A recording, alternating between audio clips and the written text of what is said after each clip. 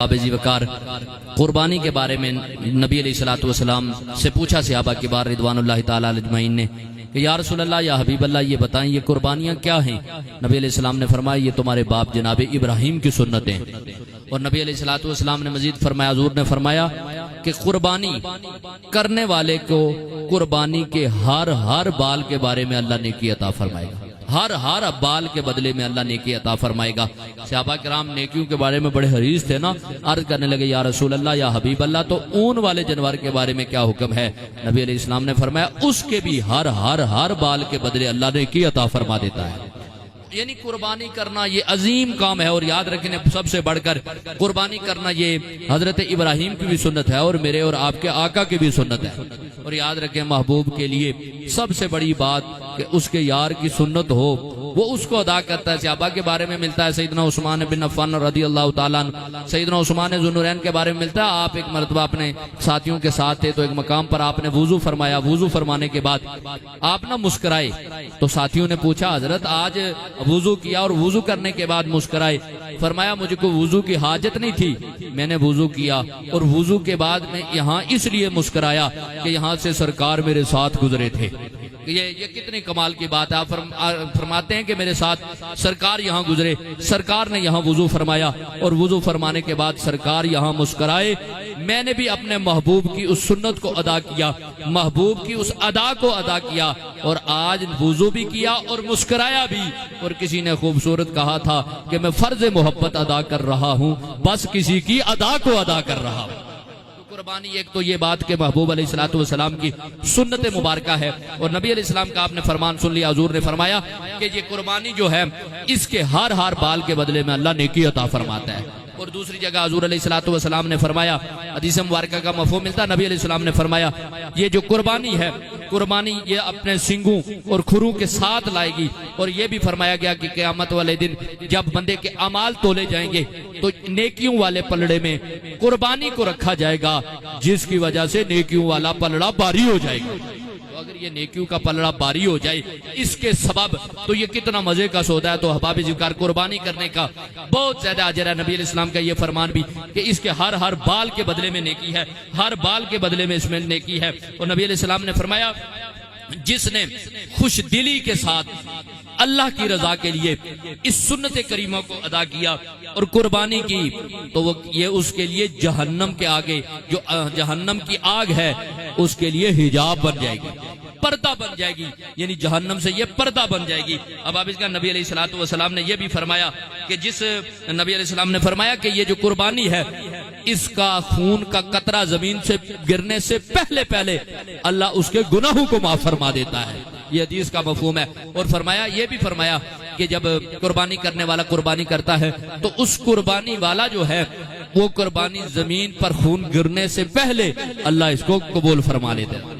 اور یہ بھی یاد رکھیں کہ یہ جو قربانی ہے، قربانی کے دنوں میں اللہ کے ہاں قربانی سے زیادہ کوئی بھی شے محبوب نہیں ہے، یعنی سب سے زیادہ پسند جو اللہ کے ہاں قربانی کے دنوں میں جو چیز ہے وہ سب سے زیادہ جو پسند چیز ہے وہ کیا ہے؟ اللہ کی راہ میں خون بہانا ہے، اللہ کی راہ میں قربانی کرنا ہے۔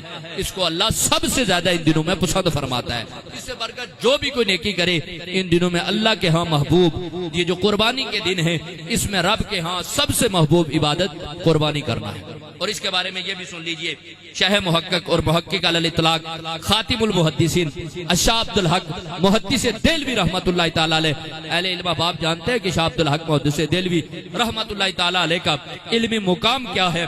اور آپ فرماتے ہیں کہ جو قربانی ہے نا، قربانی قیامت والے دن جو قربانی کرنے والا ہے اس کے نیکیوں والے پلڑے میں رکھی جائے گی۔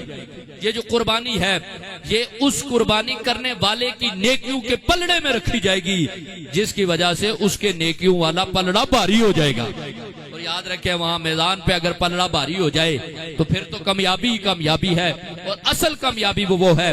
شاہ عبد الحق محدث دہلوی علیہ رحمت القوی آپ فرماتے ہیں کہ یہ نیکیوں والے پلڑے میں رکھی جائے گی، جس کی وجہ سے جناب والا نیکیوں والا پلڑا باری ہو جائے گا۔ اور یہ بھی فرمایا حضرت ملا علی قاری علیہ رحمت الباری آپ فرماتے ہیں یہ جو قربانی کرنے والا ہے نا، قربانی کرنے والا ملا علی قاری فرماتے ہیں کہ یہ جو قربانی کر رہا ہے یہ قیامت والے دن اس کے لیے سواری بن جائے گی۔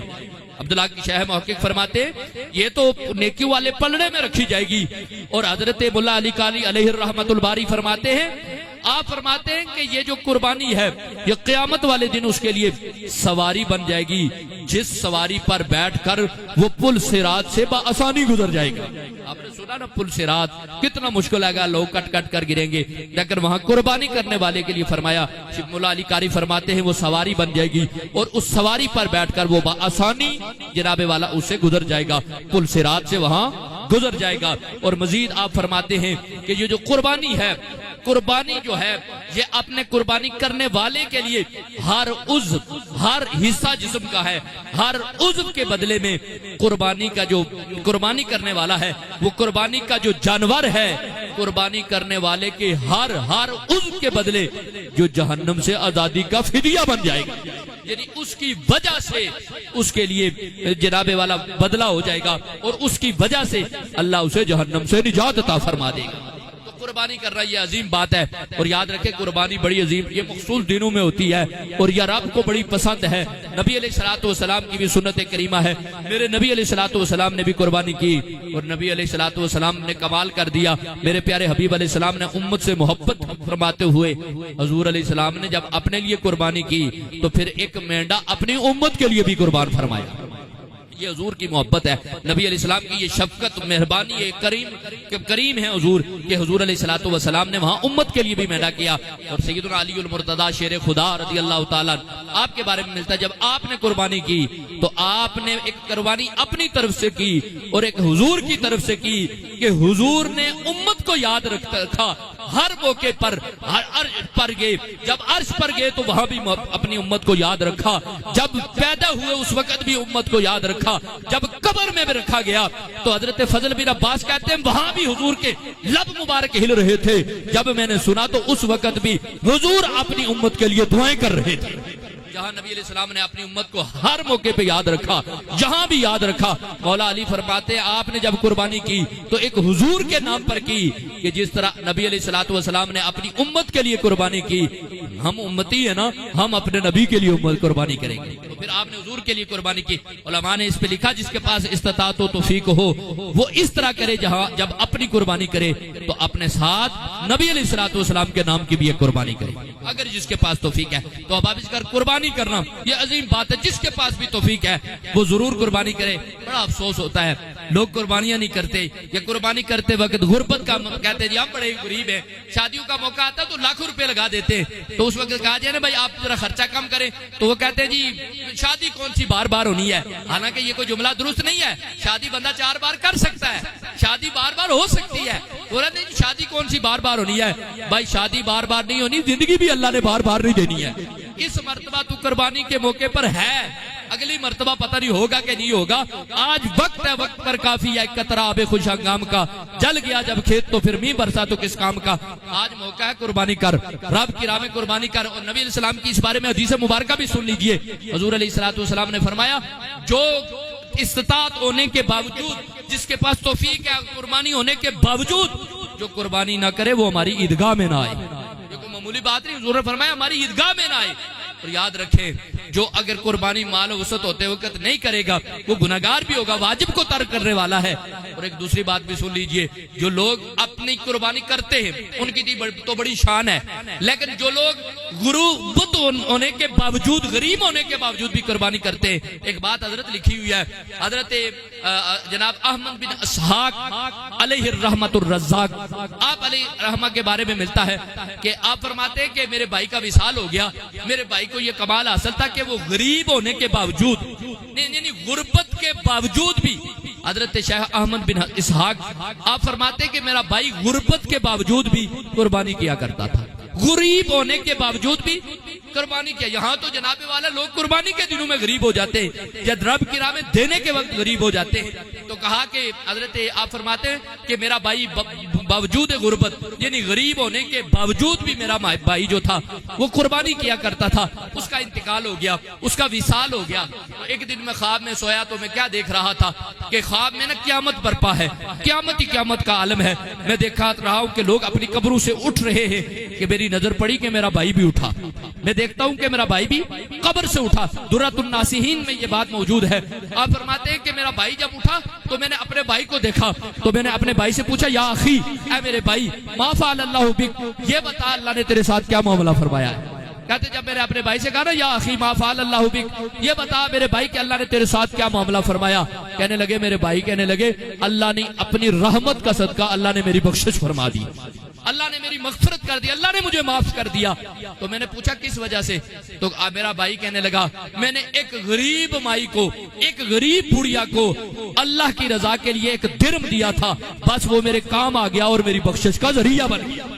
تو غریبوں کی مدد، غریبوں کا ساتھ، غریبوں کے لیے خرچ کرنا چاہیے۔ پر آپ فرماتے ہیں میرا بھائی کہنے لگا میں نے ایک درم خرچ کیا جس کی وجہ سے اللہ نے میرا بھائی کہنے لگا اللہ نے میری بخشش کر دی۔ اور میں نے یہ دیکھا کہ وہ جو میرا بھائی تھا وہ ایک جنابے والا گھوڑے پر سوار ہے، ایک خوبصورت گھوڑے پر بیٹھا ہوا ہے اور اس کے ساتھ اور بھی گھوڑے ہیں۔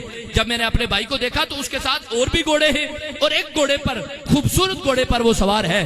تو میں نے اپنے بھائی سے پوچھا میرے بھائی یہ بتا یہ سواریاں کیسی ہیں، اور ایک سواری پر تو بیٹھا ہوا ہے اور ساتھ والی سواریاں بھی منتظر ہیں۔ آپ فرماتے ہیں میں نے اپنے بھائی سے پوچھا بھائی یہ سواریاں کیسی ہیں؟ تو میرے بھائی نے کہا یہ جو سواریاں ہیں نا یہ میری قربانیاں ہیں، یہ میری قربانیاں ہیں، اور جس سواری پر میں بیٹھا ہوا ہوں یہ میری پہلی قربانی ہے۔